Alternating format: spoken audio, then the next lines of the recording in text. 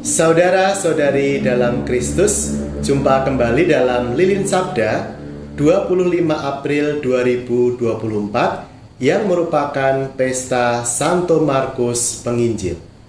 Injil yang akan kita bahas adalah bab terakhir, perikop terakhir dari Injil Markus, yaitu Markus 16 ayat 15 sampai 20. Saudara-saudari terkasih, saya akan membaca dari ayat 14 yang merupakan konteks dari perikop yang menjadi Injil pada Pesta Santo Markus ini.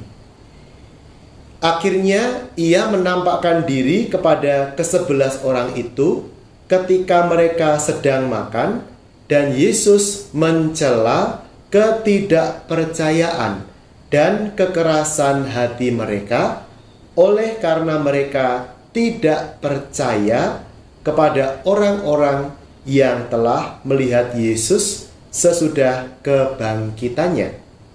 Lalu ia berkata kepada mereka, "Pergilah ke seluruh dunia, beritakanlah Injil kepada segala makhluk. Siapa yang percaya dan dibaptis akan diselamatkan, tetapi siapa yang tidak percaya akan dihukum. Tanda-tanda ini akan menyertai orang-orang yang percaya. Mereka akan mengusir setan-setan demi namaku. Mereka akan berbicara dengan bahasa-bahasa yang baru bagi mereka. Mereka akan memegang ular, dan sekalipun mereka minum racun yang mematikan, mereka tidak akan mendapat celaka. Mereka akan meletakkan tangannya atas orang sakit, dan orang itu akan sembuh." Saudara-saudari yang terkasih dalam Kristus, kalau kita hanya membaca ayat 15 dan seterusnya tanpa membaca ayat 14, maka ada bahaya bahwa kita kehilangan konteks yang membantu kita memahami makna perikop pada Injil hari ini. Perintah Yesus, "Pergilah ke seluruh dunia, beritakanlah Injil kepada segala makhluk," itu diberikan kepada para murid Yesus yang barusan dikecam oleh Tuhan Yesus karena ketidakpercayaan mereka. Nah, jadi bukan orang-orang yang sempurna yang diberi kepercayaan oleh Tuhan untuk membaptis di seluruh dunia. Justru para murid yang adalah orang-orang yang lemah itu, yang masih perlu dikuatkan, itulah yang diutus dan dipilih oleh Allah. Hal ini berbeda dengan di Injil Matius. Di Injil Matius, para murid ditampilkan sebagai murid yang mudah memahami, yang mudah melaksanakan perintah Yesus Sang Guru. Kalau dalam Injil Markus yang ditulis oleh Santo Markus yang kita rayakan hari ini, para murid ditampilkan apa adanya,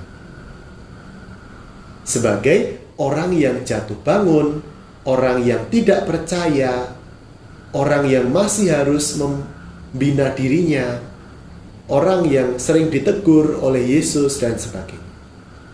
Jadi sebenarnya keindahan Injil Markus itu adalah keaslian sifat-sifat para murid yang ditampilkan di dalamnya. Sebenarnya Injil Markus ini sangat dekat dengan kenyataan kita. Kita kan juga bukan orang-orang yang sempurna. Kita kan juga jatuh bangun dalam beriman. Tetapi kita juga diutus untuk menjadi pewarta, paling tidak di lingkungan terdekat kita, yaitu keluarga kita, tempat kerja kita, masyarakat di mana kita hidup, dan sebagainya. Injil Markus ditulis sekitar tahun 65 Masehi, yang diperkirakan justru sebagai Injil yang pertama ditulis. Kenapa begitu? Karena jumlah babnya yang paling sedikit. Injil Markus itu hanya 16 bab, Injil Matius itu 28 bab, Injil Lukas itu 24 bab. Jadi, karya yang pertama biasanya adalah karya yang pendek, tetapi yang menjadi sumber bagi karya-karya berikutnya. Memang dalam urutan Alkitab kita, Injil Matius ditempatkan pertama, karena memang ada tradisi bahwa Matius itu Injil yang pertama.